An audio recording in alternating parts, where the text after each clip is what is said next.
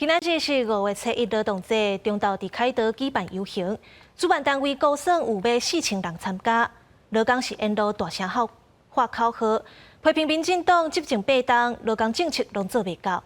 若劳动部回应会继续甲各界沟通，嘛强调讲已经连续7党有调悬基本工资，照顾基层劳工约束有做到。完全执政，完全跳票，完全跳票。劳工团体以民进党8党专执政的魔术表演来敲醒政府，承诺爱护劳工的权益，全部拢跳票。工投团体以行动局敲醒以外，嘛分3大队来进行游行，向政府表达诉求，像爱制定上低工资法。蔡英文总统伊伫选举的时阵，伊嘛讲，伊要落实迄个上低的工资法。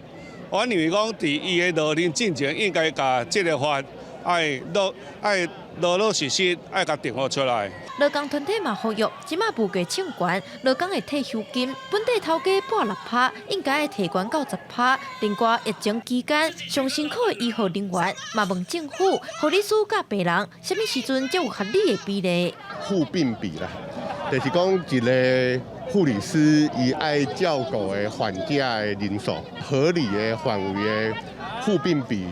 对咱的医疗的品质，甲规个患者的照顾，应该是真要紧。